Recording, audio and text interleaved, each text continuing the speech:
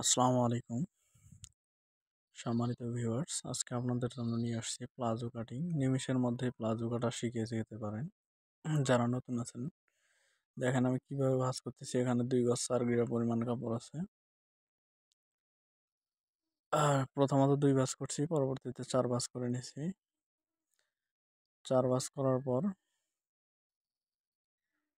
আপনারা দেখতে পাচ্ছেন কাপড়টা সমান করে নিচ্ছি যাতে কোনো বাঁকা না থাকে। এখানে সামনে দেখতে পাচ্ছেন খোলা সাইডটা, এপাশেও খোলা সাইডটা। মনোযোগ সহকারে দেখবেন, অনেকে ভাঁজ করতে ঝামেলা করেন। এই ভাঁজটা যাতে সুন্দর মতো করতে পারেন। এখানে কাপড় সোজা করার জন্য একটা দাগ দিয়ে নিলাম। এরপর আমরা রাবারের জন্য দাগ দিয়ে নিব হচ্ছে 2 ইঞ্চি। 2 পাশে দাগ দিয়ে নিলাম যাতে সোজা হয়। আপনারা ঠিক এভাবে দাগ দিয়ে নেবেন। যারা নতুন আছেন তারা একদম ইজিভাবে শিখতে পারবেন। এখানে দেখতে পাচ্ছেন যে লম্বা, আমরা নিচের দাগ থেকে রাবারের যে নিচের দাগটা দিছি এখান থেকে আমরা 12 ইঞ্চিতে 12.5 ইঞ্চিতে একটা দাগ দিয়ে নিব। এটা হচ্ছে হাইয়ের জন্য। হাই সাধারণত 12.5 ইঞ্চির নিচে 13 ইঞ্চি নিচে পর্যন্ত হয়। যাদের চেহারা বেশি তাদের 13 ইঞ্চি দিবেন। যারা চেহারা কম 12 12.5 এরকম করে দিবেন। এখানে আপনারা চেহারা অনুযায়ী সর্বনিম্ন 11.5 এবং সর্বোচ্চ 12.5 13 এরকম নিতে পারেন। আমি এখানে 12 ইঞ্চি নিয়ে নিলাম। 12 ইঞ্চি নিয়ে নিলাম। এখানে আমি 13 ইঞ্চি নিব, মানে এখানকার চেয়ে এখানে 1 ইঞ্চি বেশি নিব, তাহলে শেপটা সুন্দর আসবে।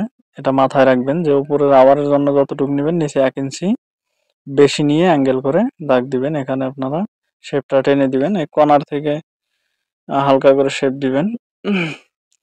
অনেকে শেপ যদি না দিতে পারেন তাহলে এখানে এই কর্নার থেকে 1.5 ইঞ্চি নিয়ে নেবেন।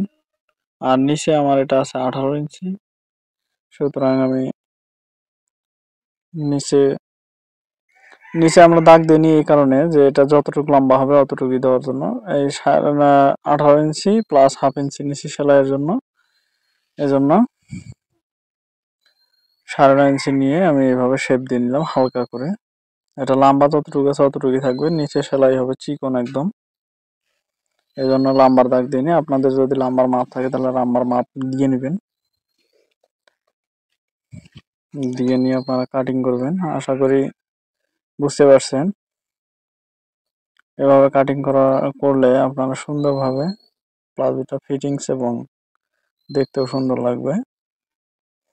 প্লাজো আসলে অনেক ধরনের হয়, নিচে চওড়া সেলাই হয়, অনেকে চিকন সেলাই নেয়, অনেকে লুজ বেশি হয়, অনেক কম হয়। ঠিক এই নিয়মে আপনারা লম্বা কম বেশি বা নিচের লুজ কম বেশি করতে পারবেন, কিন্তু উপরে যে সূত্র আমি বলে দিলাম ঠিক এভাবেই আপনারা কাটিং করতে পারবেন। এটা আমি জয়েন্ট অংশটা কেটে দিচ্ছি।